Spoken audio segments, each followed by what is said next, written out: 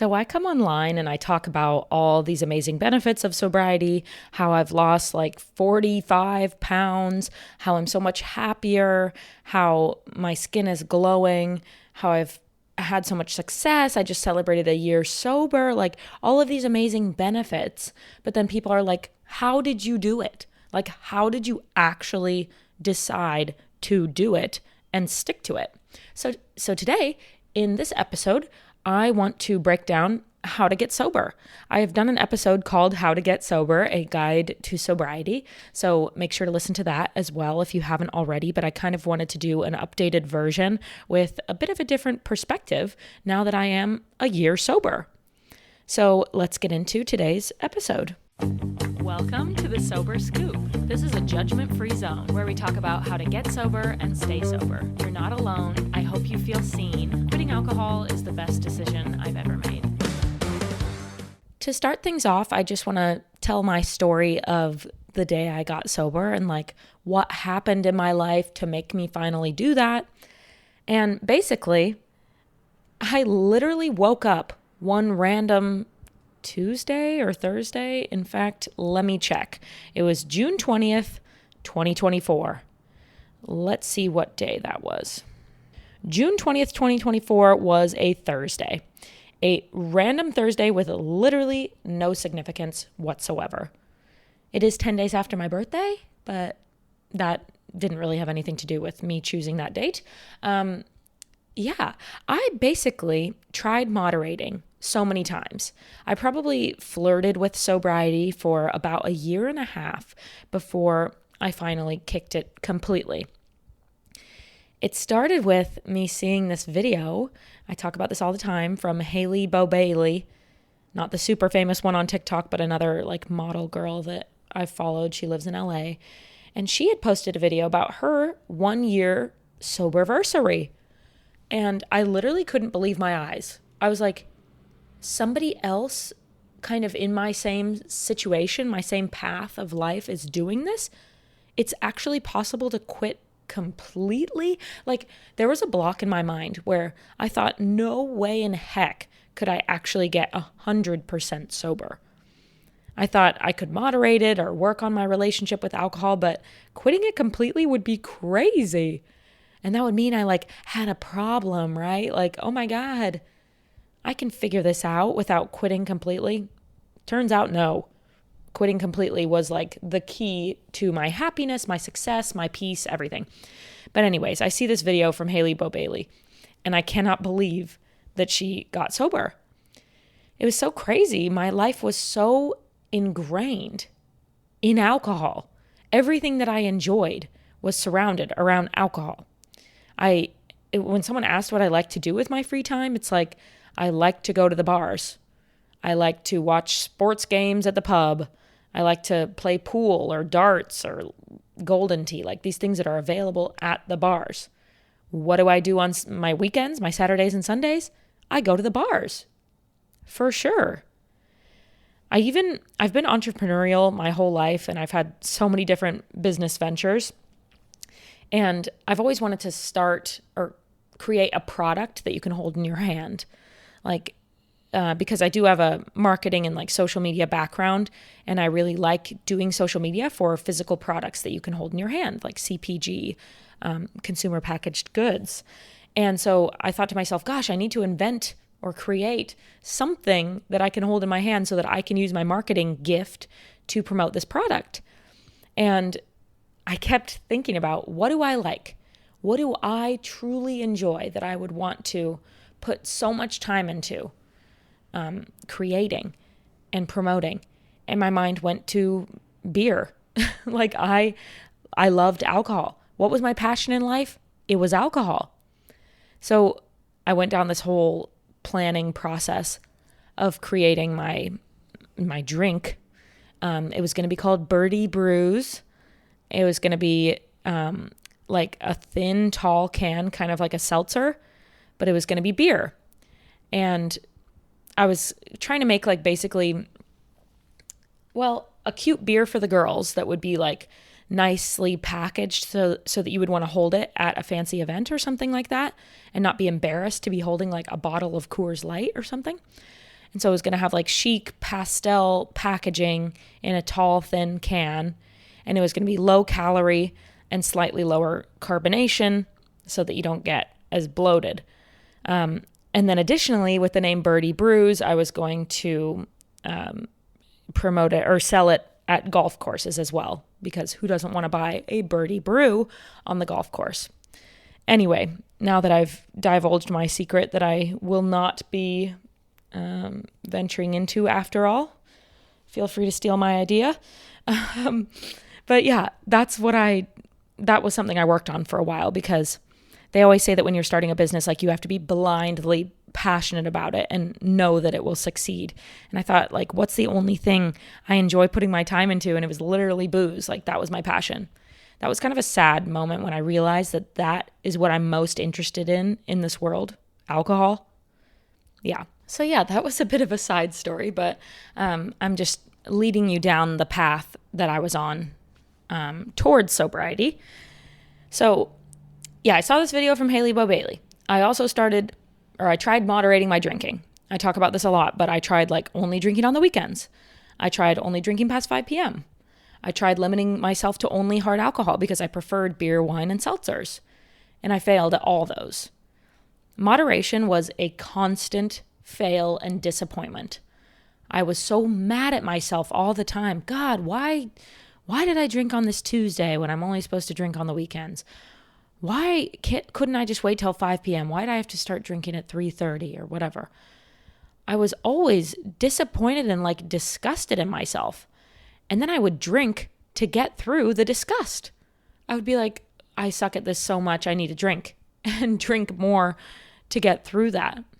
It also was mentally so taxing because when you're moderating, you're actually constantly thinking about alcohol. Like, you think that you're doing something good for yourself by moderating your drinking, which maybe physically you are because you're consuming less alcohol or whatever. At least that's the theory.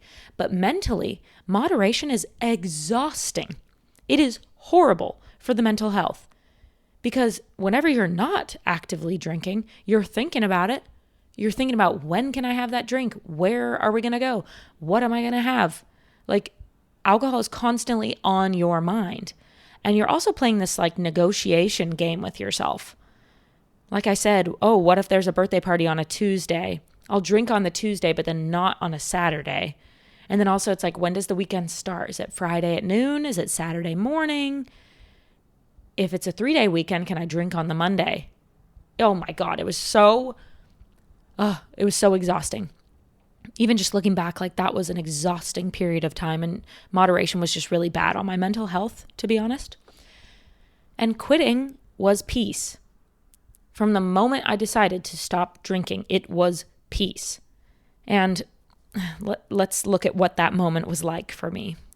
So towards the very end of my sobriety is when I got to drinking like 10 to 12 or more, 10 to 15 drinks per night. I'm not even going to say night because I was also drinking in the mornings at that point. I nipped my problem in the bud pretty quickly once it started getting out of hand. Like, once I started drinking in the morning, once I started drinking a 12-pack to myself in the evenings, like, once I got to that point, I pretty quickly realized, like, this is heading a bad direction. So I didn't drink like that for years on end. I was a heavy drinker for years on end, but like that point that I was at where I was drinking in the mornings and drinking like to that level, 15 drinks a day or something, that was only for a short period of time, maybe a few months or something, before I was like, I gotta get this together. Like, this has gotten way out of hand. So anyway, I went to a wedding in the beginning of June. It was in Scotland, and I just remember like it was exhausting trying to get alcohol all the time, especially because it was a half Pakistani wedding. And so that side of the family didn't drink, and there was not alcohol at certain events throughout the wedding. And I like was stressing about it. And I would be having a great time on the dance floor and like interrupt my time to go get another drink. I was sneaking around with the people that I was staying with because I didn't want them to see how much I was drinking. because I was with like people beyond just my family and I didn't want to be embarrassed. So that trip was a little bit like of a sign for me. I also thought that I looked so freaking fat in all the photos from that wedding. And looking back at the pictures just breaks my heart a little bit because I just look so inflamed and unhealthy and unhappy, honestly. And then it was my birthday on June 10th. And I also just drank in excess for this activity where you don't even need to be drinking. We were like at an outdoor theater watching Shakespeare. And I remember, I think we brought 1 bottle of rosé for the 2 of us. And that was just simply not enough for me. Like I needed a bottle to myself for sure. And it was also like in the woods. And so we're driving on these side roads after having a few drinks, which is really bad. That whole thing was just stressful. Also, New Year's that year was stressful. Because we were just drunk the entire time. Like the entire time. Any holiday, like my birthday or New Year's or whatever, stuff like that, I would want to be drunk the entire time. Like from the morning onward, because why not? It's a holiday. It's like it was my one excuse to drink in the way that I actually wanted to without feeling guilty. So there was New Year's, there was this wedding, there was my birthday, but nothing was like so bad. I didn't do anything crazy on those days where I'm like, oh my God, I need to get my stuff together. But those key events were happening. And I think I was also like, I need to get sober after each of those events. I thought to myself, gosh, I need to get sober. But like I said, I never thought that could be me. And then another thing that happened that week, probably, I learned that there's a really strong link between ADHD and alcohol use. And that was like alarming to me. The stats on that are crazy because like so many people when their brains are hyperactive, like with ADHD, and you're all over the place and you're having 12 conversations in your mind while watching a movie, drinking calms the brain a lot. And I used to literally call alcohol my medication before I even knew that I might have something like ADHD. I would call it my medication because it would just chill me out and make me like able to function as a normal human being in society. Little did I know, I can speak on this now as somebody who's a year sober. The key to managing ADHD symptoms is actually getting rid of alcohol completely. I don't experience those anymore as much. And the times that I do experience stuff like that, I actually view it as like my superpower and not like this thing that is prohibiting me from living a normal life. I like my hyperactive brain sometimes, and I've learned how to manage it. I've learned coping skills throughout the house, how to organize my fridge, how to organize my makeup counter. You can listen to the ADHD and alcohol episode if you're curious on more about that. But I think discovering my why was really helpful. Obviously, I had a lot more reasons. I'd gone through like a traumatic situation. I was lonely. There were a lot of different reasons that I drank in excess. But when I realized that ADHD is so linked with alcohol use, that kind of was a light bulb in my head. I was like, oh, okay. So I've been drinking to like numb this situation in my mind. But actually, if you go to the root of the problem, there are ways to cope with ADHD without alcohol. And there are better life skills that you learn that will actually improve your life instead of just being a Band-Aid and essentially making your symptoms worse like alcohol does. So that discovery was kind of big for me. I remember I was crying in my bed, and my boyfriend at the time, I kind of told him I think I might have ADHD or at least like experience some symptoms of ADHD. And he was like, yeah, I could see that. Like probably for sure. Yeah. And I just told him that I think I drink to manage my symptoms. And it was pretty quickly after that I got sober. I think I was just waiting until my perfect moment. I mean, not waiting until my perfect moment, like planning it. Okay, January 1st, I'm getting sober. Like, no, I didn't pick a date. But you do have to be mentally ready to get sober. Nobody can want it for you. You have to want it within yourself. And I don't think I was 100% ready until the day that I got sober. Sometimes I think, oh gosh, I wish I would have got sober sooner. But I think I would have failed. I probably would have relapsed at some point. And whenever I actually chose to get sober, that date, June 20th, was a date that I was fully ready to do that. Because I had researched my why. I knew about this ADHD link. I was watching YouTube videos and podcasts and all sorts of things to just consume sobriety information. And then, how it went basically on Thursday, I just woke up and I said, today's the day. There was literally no other reason. I was just like, I'm going to stop drinking today. And I think the mentality was, if I don't do it now, I never will. Like, day one has to be someday. Why not today? Like, we kind of envision sobriety as this unreachable goal or something. Like, one day I'll get sober. Oh, I'd love to quit alcohol one day. Like, that one day has to be someday. So why not literally today? And that was the mentality that I woke up with. And I just said, it has to be someday. Let's just pull the trigger. Let's do it today. And I did it. And I don't think I told anybody until I was a few days in. And then I probably told my boyfriend. And then after I was a couple weeks in, then I probably told my family. And that's a whole experience, because you're basically like coming out to your family and friends as a non-drinker. I mean, I got to make a whole episode on just what it's like to tell the people around you that you're going to be sober now.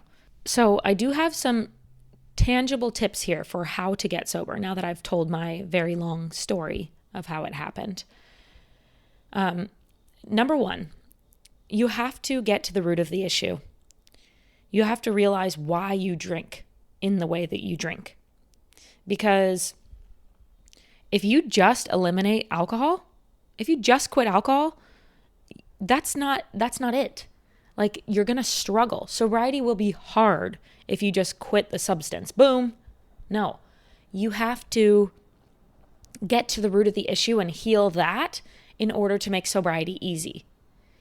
Just quitting the substance is going to make life very hard for you. So you have to get to the root of why did you drink like that. So in my situation, I'm not going to go too far into this, but I went through a pretty traumatic situation with an ex, stalking and harassment and just awful things. And then not to mention during the relationship, it was awful, emotionally and verbally abusive, and just, it was horrible. And I drank every day just to get through that, because it was so horrible. I needed alcohol to get through the day, literally. Okay, so actually maybe I was morning drinking for more like a year, because during that relationship, I was drinking in the mornings too, because I could not imagine getting through the day and waking up to all these messages and whatever, or waking up and having to face him without alcohol. Alcohol just made it so much easier. It was like my medicine. So anyways, I was probably morning drinking for more like a year. That's a pretty long time. Anyway, so why do you drink in the way that you do? For me, I realized it was to get through that trauma. But then once I did get through that, once I was safe and out of that situation, I continued to drink in that way. So I'm like, I don't need to be drinking like that anymore. So that was kind of a revelation for me. I also realized that I drank to numb my ADHD symptoms and calm the mind. And so those couple of things made it so that I understood myself better and realized why I got to the place that I did with my drinking. And once I realized those, then I could work on those actual issues, healing from the trauma, developing coping strategies for ADHD. And then once you work on those things, sobriety is easy. So you have to identify why you drink the way you do. I think it's so key to having a successful sobriety and an easier sobriety. My next tip is to make sobriety a priority. I always talk about this, but like literally make it up there in your list of priorities with your family and your finances, or whatever is top of mind for you. Sobriety has to be up there. You have to want it. You have to be passionate about it. And this feeds right into my next point. You have to identify as a non-drinker. You are no longer a person who drinks. When someone asks you why you're not drinking, you respond with, I don't drink, definitively. And you don't want to take on the identity of a drinker who's trying to stop, someone who's trying to quit alcohol. No, you want to take on the identity of a non-drinker. You are no longer somebody who drinks. And make sobriety the most important thing to you. You have to prioritize it. Number 3 would be to develop a support system. Now, I know that in the beginning of my sobriety, I didn't really want to talk to anybody about it because I felt like nobody would understand me, especially not the people close to me who still drink or still have a good relationship with alcohol or whatever. And also I hid my problem pretty well. So the people around me didn't know how badly I was struggling. So I didn't want to really talk to them. So I turned to online communities. And I have a Facebook support group that you are welcome to join. I'll leave it in the show notes.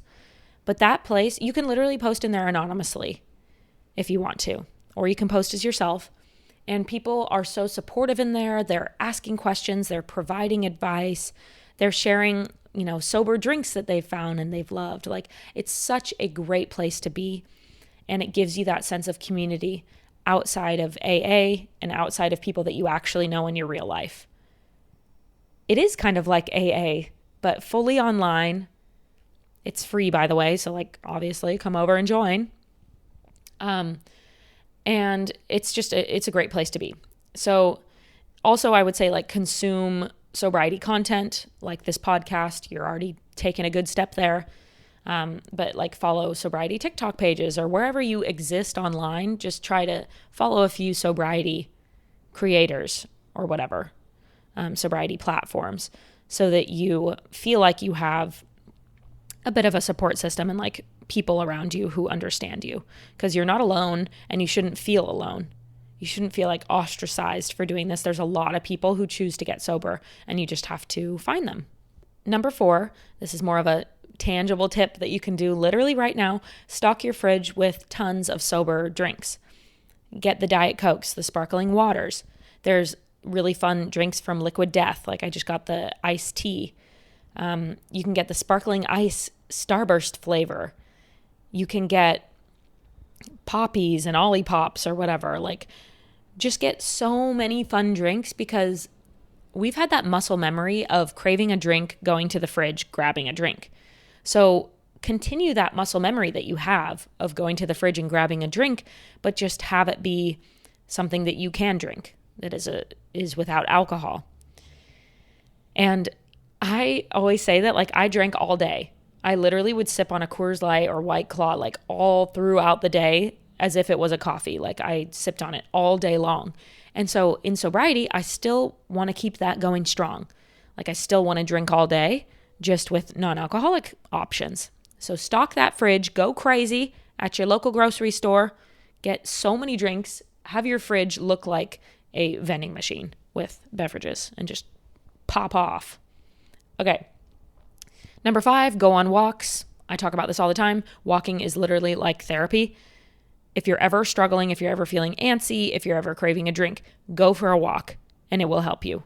Pop in a podcast like this one, a sobriety podcast, and go for a walk. I know that sounds cheesy, but a walk cures so much. That fidgety, anxious energy that you might be experiencing in early sobriety, a walk helps with that. When you're struggling mentally, when you're feeling alone, go for a walk. It's so helpful. All right, and then the last one I have is to have places to be. Book yourself for stuff. Don't allow yourself to be bored. And in the beginning, this could literally be scheduling a walk for yourself. So saying if you're off at work at 5, saying at 5:15, you're going on a walk, which means that you get dressed at 5, you go on a walk at 5:15. This could be literally as simple as planning out at 7 a.m. you're getting in the shower. At 7:20, you're getting dressed. At 7:30, you're making your coffee, like planning out your day. I wrote down every single thing that I had to do throughout the day, literally from like brushing my teeth, brushing my hair, clipping my nails. Like I wrote down every single task because it felt like I had somewhere to be or something to do or a schedule to attend to. So on a really micro level, that's super helpful, writing down everything that you have to do. But on a grander scale, you can book yourself for like a workout class on Tuesday night at 6:00. And then all day you know that that's going to happen, and you know that you have to be there. Feeling like you have to be somewhere is a really good feeling, I think, just in life, but also in sobriety. Having to be somewhere, having a plan, having a schedule. And like I said, it could be as simple as setting a time for yourself to go on a walk. Or tonight you're going to do the dishes, do the laundry, clean the bathroom, or whatever. And give yourself tasks, like do all the home projects, all the yard work, like just keep busy, I guess, is my tip. And if you think that you have the most boring life and nowhere to be, and the hours drag on for hours and hours and hours, the evenings drag on for hours and hours and hours, I feel that. We used to spend our time drinking, and being alone and with the gift of time on our side was a lot more manageable with alcohol. And now that we don't have that, you have to fill that void somehow. So even if you have the most boring life ever, like create tasks for yourself. Like I said, anyone could go on a walk. Even if you have no friends, nothing going on, you can go for a walk. You can clean your apartment. You can get your nails done. You can get a haircut. You can go thrift shopping. Like you just have to keep yourself busy and find things to fill that void, because the gift of time is only a gift once you're comfortable in your sobriety. The abundance of time is kind of hurts us in the beginning of sobriety. It's a negative. We have too much time in the beginning of sobriety, but eventually that abundance of time will turn into the gift of time, and you will be really, really grateful to have all that extra time in your life. So just get through the beginning, keep yourself busy, and you'll be okay. So I hope that helps with, I guess, my story of how I got sober, and I hope it helps with you on your sobriety journey. This is the most common question I get asked. How did you get sober? And there's really no short answer. That's why I'm like on TikTok responding to these comments. I'm like, how do I even begin to answer? How did I get sober? Like so many things went into it, as you heard in this episode. So I'm proud of you. Give yourself some grace. You're doing the right thing. And I'll leave you with this episode. No one has ever regretted getting sober. No one. There are only good things to come from sobriety. You'll never regret it. So if you're on the fence, you won't regret getting sober, I promise. And on that note, have a wonderful rest of your day, and I'll see you for the next episode. Bye.